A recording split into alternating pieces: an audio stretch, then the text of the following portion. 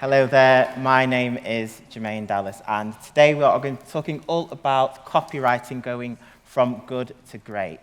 So this is a bit weird for me because usually when I am talking in church, I've got a microphone, but I've got this weird little headset thing on. It's a bit different. I feel a bit like Britney Spears. So if anyone can bring up the words to Baby One More Time really quickly, I'll give you a quick verse and then we'll get into the talk. Is that okay? Okay, maybe not. My voice is terrible. So let's get on to it then. So my name is Jermaine Dallas and I work at the company called Edelman, which I'll talk about shortly. But we are going to talk about how to make amazing content. So just to find out a bit more about yourselves, first of all, how many of you are actually responsible for creating content, whether it's for a church, a ministry, organization? Okay, great. So hopefully you'll get some good things out of this presentation, things that you can apply. I want to make it as practical as I can, just so you've got some things that you can leave the session with and hopefully roll out into your own things that you're working on a day-to-day. So good news to start off with. You are a great writer. And you're probably thinking, if I'm a great writer, why am I in this session? But my theory is that everyone is a great writer. It's just about applying the right principles and techniques and tools to get you to that place where you can feel confident that the content you are putting out for your organization, for your church and your ministry are great. So yes, even if you aren't confident right now, I'm hoping that by the end of the session you will be a confident writer and be able to do some really good stuff, whatever your content looks like. So, the things we're going to be covering in this session, I'll tell you a bit about myself, first of all, and then we will talk about what is great content. And then we will go into why great copywriting matters, and then we will look at some techniques and tools. So, a bit about me then. First of all, it's great to be at this event today because I used to come to this event every year as an attendee just to get loads of information myself, so it's really great to come back here as a speaker and just talk about things that I do on a day-to-day basis myself. So, 3 points about myself: former journalist. So for my sins, I spent a few years working in the media. I was writing for a magazine group up in the north of England, and I wrote for business and consumer magazines. So one week I could be writing about, business, cloud computing. The next minute I could be writing about food technology or whatever the case may be. It's a very broad church, but it really sharpened my writing and got me to the point where I am now, which is Edelman, senior copywriter there. So I moved over to the dark side, moved on to working in PR, and it's a very... No booze, please. I'm still a nice guy, I promise.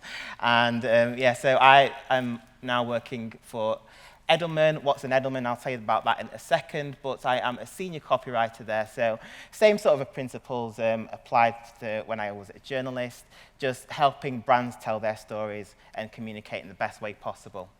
And as well as those things, I am also a broadcaster as well, so full disclosure, I work for the organization that organizes this event, so I present shows on both Premier Praise and Premier Gospel.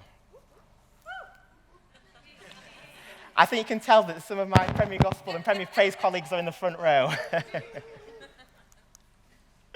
So, about Edelman. So, this is the slide that I have to include so my boss doesn't fire me. So, I work for a company that in the PR sphere is quite well known. Outside of it, you might not have heard of us, but that's okay.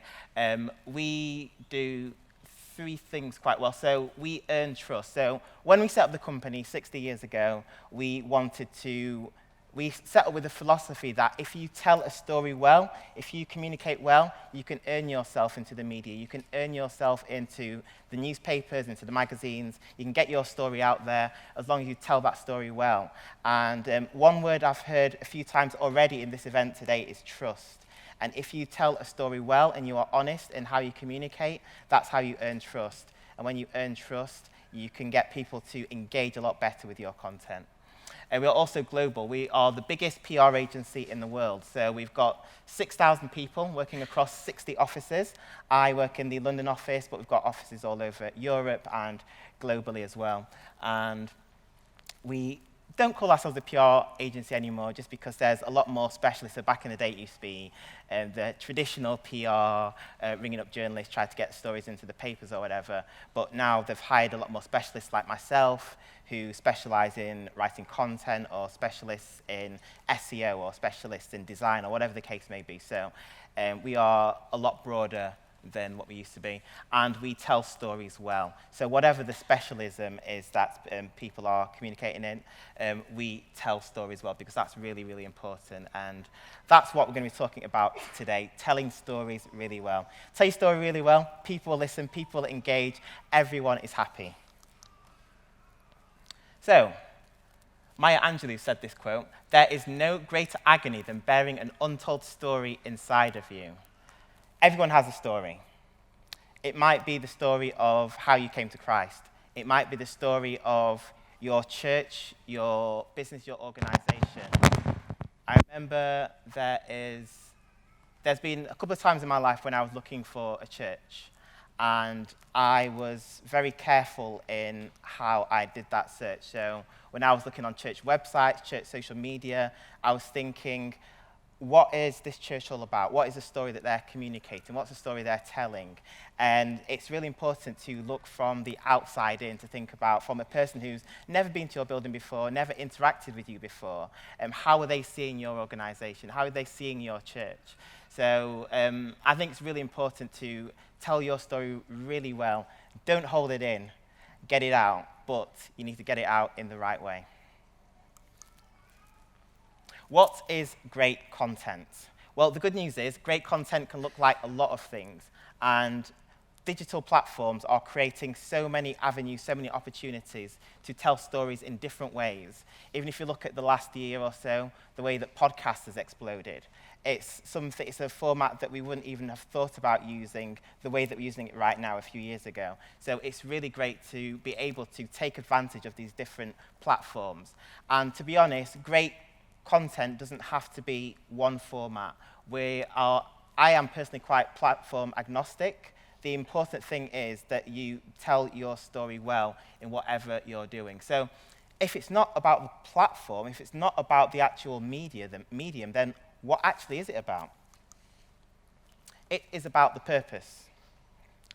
Everything that you write has to have a purpose. And so before you start writing anything, before you put pen to paper, before you start typing anything, ask yourself one question. Why am I doing this? Why am I writing this article? Why am I drafting this blog post? Why am I putting this track together? Whatever it is, what is the purpose for you doing that? And if a person leaves reading your content with indifference, you have failed.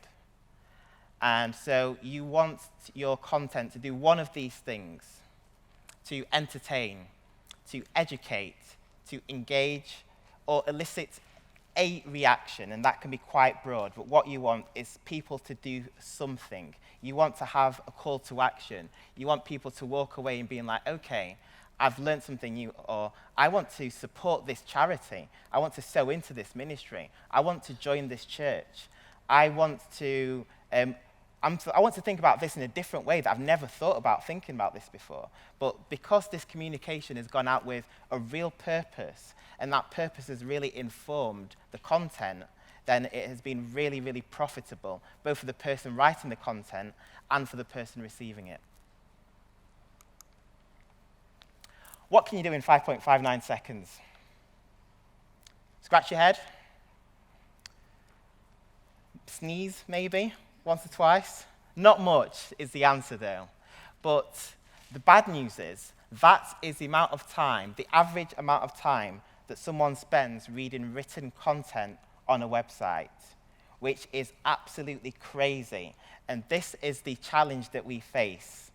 How do you communicate with someone when they have such a short attention span, such a limited capacity to really stay with you? So what my argument isn't to draft content that can be read in 5.59 seconds. That would be crazy. Unless you're doing a really short social media post, it's impossible. What I argue that you should do is create content that engages people in that 5.59 seconds and make them want to stay for longer.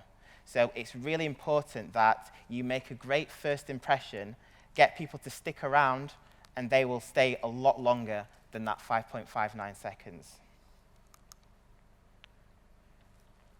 So, we are fighting a battle of noise. It's a very noisy environment that we're in right now. The great thing is, it's really easy to create content, it's really easy to develop content, to distribute content, but that also means that everyone's doing it. And so your message is in a sea of messages that everyone's putting out there. And you'll be pleased to know, I am a believer, I am a man of faith, but I think it's very unlikely that God is going to grant an extra 25th hour in the day so someone has enough time to read your content. So that means you have to play in the same space, the same rules as everyone else. And that is, I need to cut through the noise and earn my way into someone's life, into someone's day. I need to create content in a way that people says, okay, I'm going to stop what I'm doing, I'm going to put everything else to one side for 1 second and really take this in. And I'm not an SEO expert, but there's parts where SEO sort of converges with content, and this is one of them. So SEO, for those that don't know, there was a session on it this morning. SEO stands for Search Engine Optimization, or appearing high up on Google. So in order to do that, once upon a time, it was a very different set of rules, and people found out that you could game the system to appear high up on Google. So what people would do, so say, for example, you were a kebab shop in Greenwich. If you were a kebab shop in Greenwich, you would say, on your website, you'll say, we are a kebab shop in Greenwich. So if you are looking for a kebab shop in Greenwich, come to our kebab shops in Greenwich, and you'll have a great kebab in Greenwich. And so people flooded their websites with certain keywords that they knew people would be searching for, and by doing that, they would appear high up in Google. But it wasn't good content, people's websites looked terrible, and it wasn't a good web experience for anyone. So Google got smart to that, and thankfully they changed the algorithm. And instead of rewarding people that were able to game the system, now they reward people who are able to create good content. So the good thing for us is that we don't need to be an SEO expert anymore. SEO is still really important, but all we need to do now is create good content. If you can create good content, you've already won half the battle. And then when you can combine it with the other expertise in areas of like SEO and design and all those other things, that's when you can cut through and get to people, the top of people's search fields, to the top of people's attention. And so it's really important to have your message stand out really well and, yeah, above everyone else. So I'm going to teach you how to write like a journalist. So as I say, I started out in journalism, and I trained in journalism for a few years, went to journalism school, and it was a very happy time. But one thing, they were very, very militant in how they trained us to write, because they said that if you can write really well, then you can you can tell that story, you can get that news out there, and people are concentrating on the actual story, not how clumsily this is written. So if anyone in the room has been to journalism school, you might recognize this. So this is the inverted pyramid. So we were told over and over again, it was almost like army training. Like we would be given like lots and lots of examples of articles to write, and you had to write them over and over again to make sure it was perfect. But we got really good at telling a story in a short space of time and then following it on with the principles afterwards. So what we started off with is the most newsworthy info. So that's how you started the top. And just as a general overview, the inverted pyramid is, as you can see, the most important stuff is at the top of the article, and then it filters downwards to the supporting information and the background or less important info at the bottom, but it's still important enough to include, obviously, or you don't include it at all. So that's how you would structure a news piece. So the first thing you would do is you would get a headline, and we were always told, and I'm not telling you this, but this is just what we were told. It was like, it will go for like about 8 to 9 words as a heading, as a headline or a heading or whatever. Any longer and it starts to get too long, you start to worry people's patience, and it's not really a headline anymore.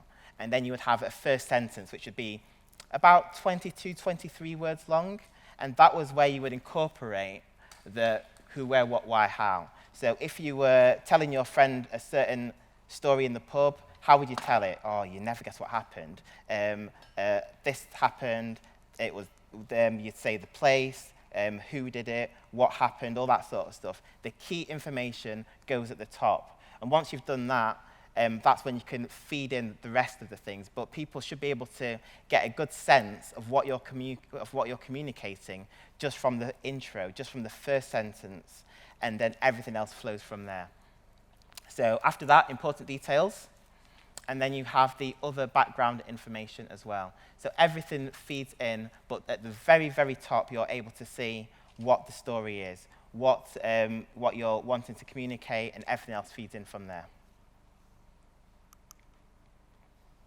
So other tools that, in order to write like a journalist, and by the way, the reason I'm talking about writing like a journalist is because there's a lot of transferable things that if you can feed in these principles of writing like a journalist, one thing that a journalist is able to do is tell a story really quickly, very succinctly.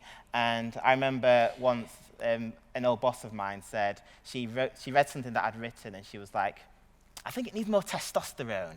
She's like, think about someone who reads The Sun. If you can communicate your message like that.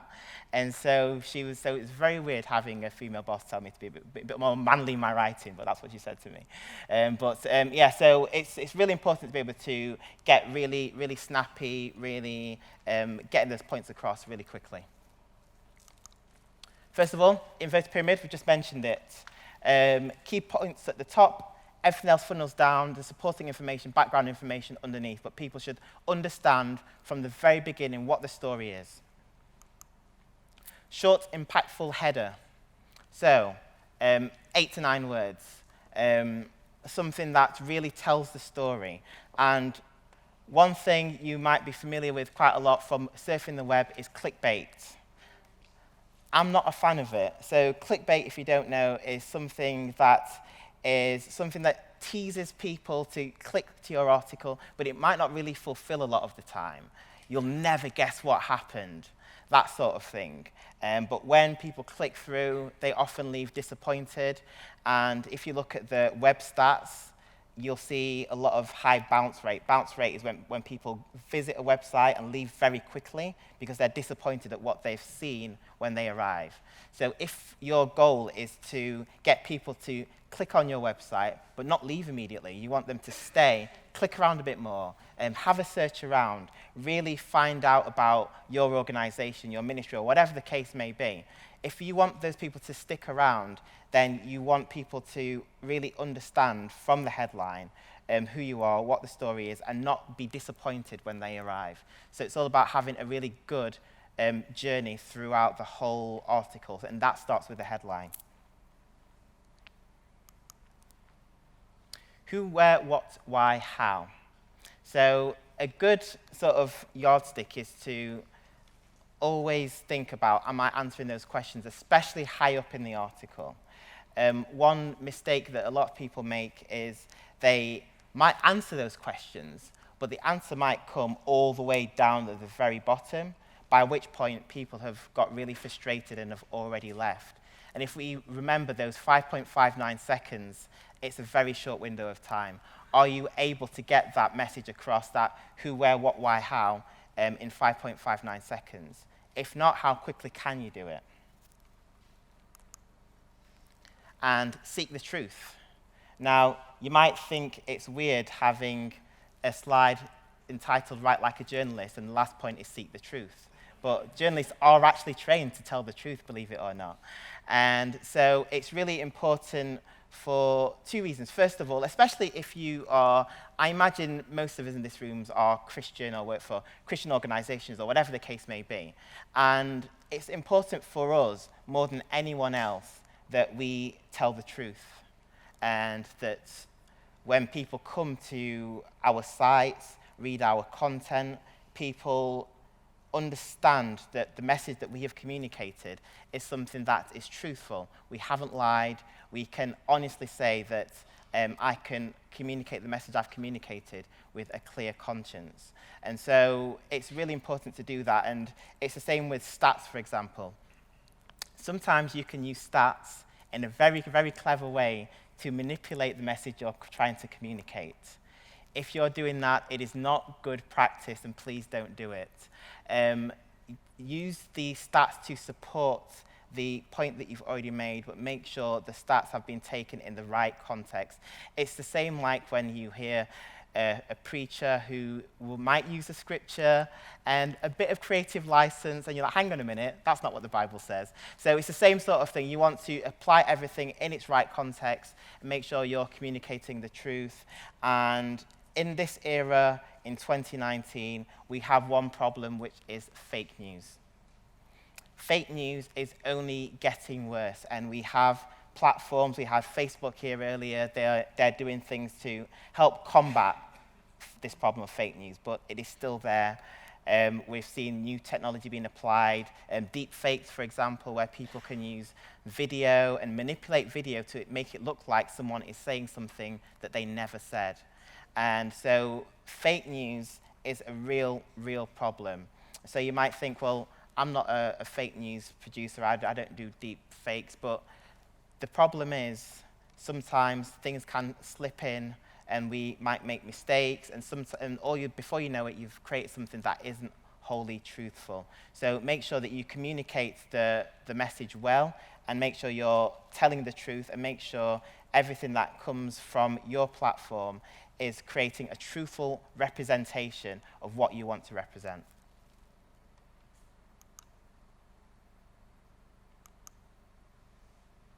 So, a big problem that a lot of people make.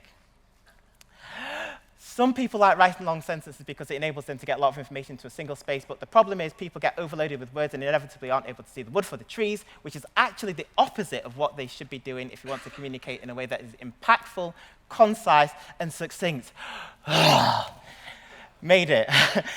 So you can get the point there. That is a very, very long sentence. It is very hard to read, very hard to understand, and it is very problematic because although there's a lot of words there, it's the written example of everyone's got one of those friends that can talk a lot but actually say very little. This is the written equivalent of that. You want to make sure that everything that you say is really, really driving home a point, and you're not using unnecessary words. Make every word count.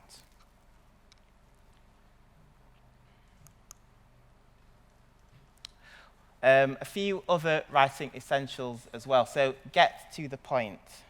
Sometimes you might think that you might see a bit of content or hear a story, and sometimes you're like, oh, the pie's at half time of this story. It's a bit too long, isn't it? And so you've got to be able to get to the point really, really quickly. And I'm going to bring your attention back to that 5.59 seconds. Are you getting enough across in that 6 seconds? Are you doing it enough in order to get that point across, make that point well? Second, know your audience and what they want. This is really, really important, especially if you're going back to that point I made earlier about bounce rate. If you are looking at this is very true if you manage a website for your organization. If you look at the back-end statistics and see what the dwell time is, and if you have a high bounce rate, maybe it's because you don't know your audience as well as you think you do. And so the first step is to know who you're talking to. And then once you know who you're talking to, that will shape what you're actually writing. So for example, if there's a lot of people getting to, I don't know, the directions page on your church website, are they getting there and getting the information they need? So there might be a map there, but maybe there is, for example, specific instructions they might need for parking or whatever the case may be. So always know what people are coming to you for. Once you know that, then that will shape whatever you're communicating. Make your call to action clear. And so, as I said earlier, if you want, I said earlier, all your writing should have a point. It should always have a purpose. And if whatever the purpose may be, it should be very, very clear. So, for example, it might be to get more donations to a charity. It might be to get people to come to your church or to your event. It might be to get people to actually shop with your business or use your service. Whatever it is, you want a clear call to action. You want there to be a communication box. Contact us here. Or there might be a give button if you want people to give donations, or a prayer button if you want people to submit prayer requests. Whatever it is, it should have a very clear call to action. Now, the problem comes if you have got quite a lengthy article. If you have a call to action at the end, if you go on the probability that people might not read the full article, that means they miss your call to action as well. So what do? You have more than one call to action. So you might have halfway down the article, for example, or at the top of the article, a big button or a big bit of text that says, here is the bit where we want you to contribute. This is the bit where we want your interaction or your engagement. And once that is clear there, they will continue reading the article. And if they get to the end of the article as well, then there's another call to action there as well. So having more than one call to action is really helpful. And whether it is a button, work with your web designer or whatever it is, or if it's text, write your text really well. If it's an appeal, but make sure that it is really short, powerful, and succinct, gets that point across, and it backs up everything else that is in the article throughout the rest of the piece. Be active, not passive. I'm going to show you an example of that shortly, where that can be a problem. So if you say, the food was eaten, that is an active sentence. If you said, John ate the food, that's an active. The first one was a passive. John ate the food is an active sentence. What you want to do is have active sentences, because that way your text immediately becomes more powerful, more current, and it has more punch to it. There's another reason why you should have active sentences as well. People hide behind active sentences. So, for example, if you didn't know who ate the food, you would just say the food was eaten. But if you have an active sentence, it forces you to find out who ate the food. So, yes, it might take you a bit longer to find out that stat, but once you have that stat in there, it suddenly becomes more powerful, because then you know who the person doing the action is, what the action is as well. So please don't be lazy. Look for that extra bit of information that makes your sentence active. And in doing that, you have much better writing as a result. No one is better at using jargon than the church. Am I right? We have we have our own dictionary, don't we? We have our Christianese language that if we are churched, we understand, but everyone outside of the church is like, what on earth are they on about? And sometimes it slips into the content that we write. If you are writing for 100% church Christian audience, fair play to you, but I think that's rare, especially if, going on what Nonna was saying earlier about going out there into the world, using your social platform, social media to communicate and build communities, build churches, build disciples, all of that sort of stuff. It's really important that you can interact and engage with people who aren't inside the four walls of your church. How are you going to do that if you speak a language that they don't? It's really, really important that you don't use jargon. And so maybe stress test some of the content that you write. Maybe speak to someone that it hasn't grown up in a church circle. Does that make sense to you? Do you know what that word means? Do you know what this message means? Really test it to make sure that it is watertight and people understand, and so that they don't fall at the first hurdle of understanding your message.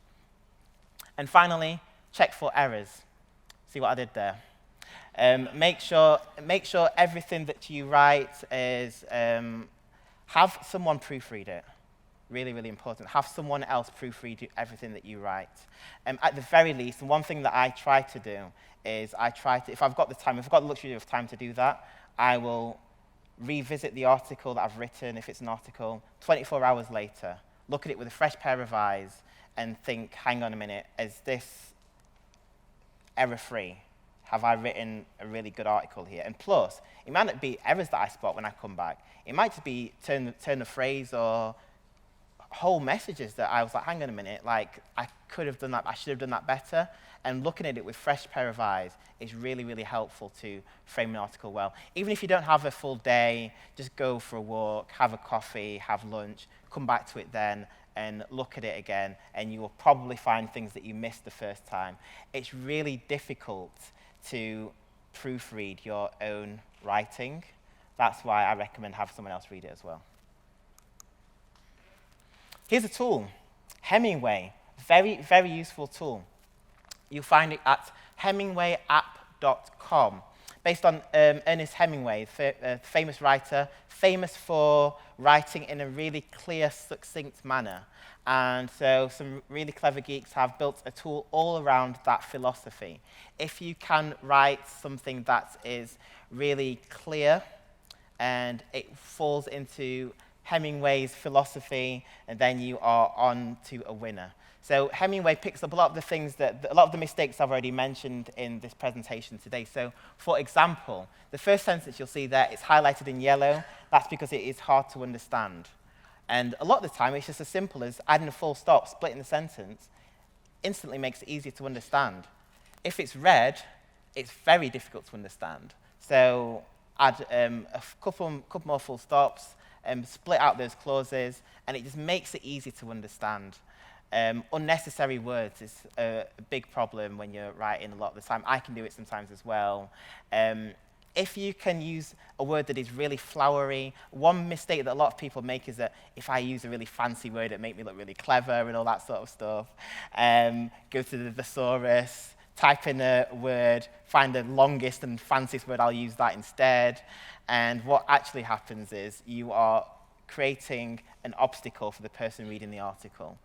Why utilize a word when you can use a word? It's a lot more straightforward, isn't it? And if you proofread your writing as, would I say that? Would I genuinely speak that way? It's a really good lens to filter your writing through. So there you'd obviously use instead of utilize. Lots of things that tool has. I recommend it. It's really good. Use it as you see fit. I mean, I use it as a guide. So what it is, it's sort of like a web tool. It's a word process like Microsoft Word, basically. So you can type in it in real time, and it makes those amendments, those suggestions in real time. I use it as a guide. You might want to use it verbatim just to help, because I realized, even after having written for basically my entire life, that there were some things that I was doing that I probably shouldn't be doing, and that really helped me. It was a really rude awakening, and I felt like, how dare you? I have a qualification in writing and everything, and it was very brutal. So if you want that friend to be really brutal and honest with you in your writing, Hemingway is that friend. It is free for the web version, but if you can see at the top left-hand corner there's a desktop app, which is, I think, $19, and then you can use it as a desktop app, as you would Microsoft Word. One piece of advice, one word of warning I would give: if you are going to use the web version, I would keep copying and pasting it into a normal Word doc, because we know how browsers can crash sometimes. You don't want to lose all the things that you've written. So just keep copying and pasting it back between Word and stuff, just so you've got that backstop there, just in case. And finally, the best way to learn about writing skills is to read a lot. Read some more. And not just your favorite magazine, not just your favorite newspaper or your favorite blog. Read different types of writing, because that's how you really broaden your horizons. Buy a magazine that you've never read before. Read a blog post that you'd never even think of. read from people who have different viewpoints to you. That really challenges you, and it also gives you a more rounded view of the world. William Godwin is someone who says, "He that loves reading has everything within his reach." And I wholeheartedly agree with that. It's really, really true. And there's a lot of power in reading to inform your writing. And finally, I would say that know your why. Why are you doing what you're doing? If you know that, it can start to shape your content, shape your writing, your articles, and really help the cause that you're trying to do. And one final thing, Comic Sans is of the devil. So this is what happens when you have people working in the back who are able to edit the slides. And well done, guys, well done. So these are my social media handles. So the top one is work and content stuff. The second one is my radio and music stuff. You're welcome to follow and interact with me on both. Hit me, baby, one more time. Thank you very much.